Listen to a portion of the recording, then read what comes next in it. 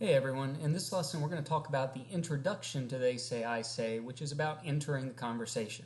Now, the basic idea of this chapter is the book is going to tell you a little bit about its purpose and how the book actually functions and how you can use it as a tool throughout the semester and to become a better writer. They open with this example of thinking of something that you do really well. So I like to think about someone who's really good at something. I think about how good LeBron James is at basketball. Now, you could argue whether he's the best player of all time or not. Is he better than Michael Jordan or not? That's another discussion. The point here is to think about just how he is so good that it's like second nature to him to play basketball. When he's dribbling down the court, when he's shooting, he's not thinking about the moves that he's making. He just does it completely naturally because he's been practicing it for so long. But LeBron was not born a great basketball player. He had to train. He had to watch other basketball players play. He had to practice their moves. He had to get better until he became the LeBron James of basketball. It's exactly the same with writing. If you want to think who is the LeBron James of writing, well, you could argue Hemingway, you could argue Toni Morrison or Stephen King, but all of these people, in the same way that LeBron had to practice to become good at basketball, these people were not born great writers. They had to practice. They had to master these skills. When you pick up a book by Hemingway or Stephen King or Toni Morrison, it reads so smoothly and so eloquently that it feels like these people must have some magic gift. Obviously, they are talented, and you could call that a gift, but talent only goes so far. It's the practice that makes you truly great. They Say, I Say gives you tools for how you can practice to become a better writer. You follow their advice, you follow their templates, and you'll learn the moves that matter, just like LeBron did, just like Hemingway, Morrison, or King does. So the book begins to talk a little bit about these moves. One of the moves that they think is important is the idea of writing as a response to others. So on page 4 and 5, if you want to look along in your book, and that's 4 and 5 if you've got the pink version, the pages may be slightly different if you've got a different version. But you're looking at these little cartoons in here. And on page 4, we have a guy. He's saying the characters in The Sopranos are very complex. Everyone in the audience is just kind of shrugging and saying, okay, well, why is he telling me this? The reason that they don't understand why he's saying it is because he hasn't so far actually framed his argument in response to another person. For all we know, he just walked into the room and randomly started talking about The Sopranos. This is what I see a lot of time with early student writing. They have good things to say, but it's not clear why they're saying it or to whom they're actually responding. On page 5, they give a better example. The guy says, some say that The Sopranos represents caricatures of Italian Americans. In fact, however, the characters in the series are very complex. Now the people are like, good point, I never thought of that.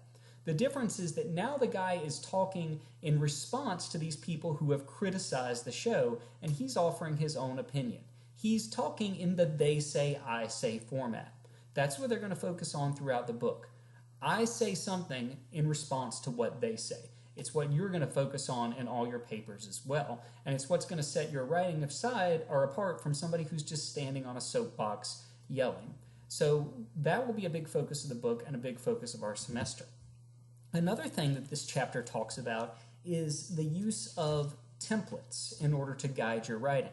Now, when LeBron was practicing, he probably did drills. He probably, followed the moves that other people were making until he got good enough to make up moves of his own. You're doing the same kind of thing with writing. Until you get strong enough with your writing that you can just go off in your own direction, it's a good idea to lean on tried and true things that other people have used. These templates kind of introduce standard phrases that writers use all the time. I know when I'm writing, I say these sort of things.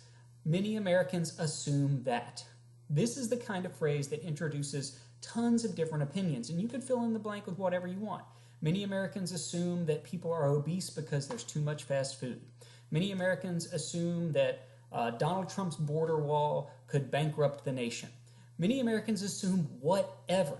You can fill in the blanks with whatever you should choose. On the one hand, I think that it's a great idea to invest money into NASA so that we can explore the universe. On the other hand, I think that we should be spending more money to take care of ourselves at home. Whichever side you want to choose, up to you, but this template allows you to set up your thoughts in response to other people. So They Say, I Say is going to offer you templates throughout the entire book. No matter what chapter we're in, they'll give you templates that you can follow that'll help you set up your ideas. Now, whether you want to follow the templates word for word, or whether you want to use them kind of as a guide, or whether you want to ignore them completely, that's up to you. They're there for you to use if you should choose to use them. Now, some people worry that the templates may be plagiarism.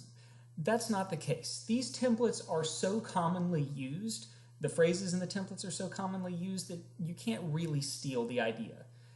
Plagiarism is the taking of somebody else's ideas and using them as your own. But when you say something like, in recent discussions of blank, that's not somebody's idea. That's just a common phrase that we use again and again. And you'll see how even if you were to use a very, very detailed template, it can still become completely your own. So let's go back to the border wall example, right? You could fill in the blanks with a very complex idea. In recent discussions of the wall between Mexico and America, a controversial issue has been whether it will actually help solve the problem of illegal immigration. On the one hand, some argue that people from Mexico and South and Central America are crossing over all the time and a physical barrier will stop them.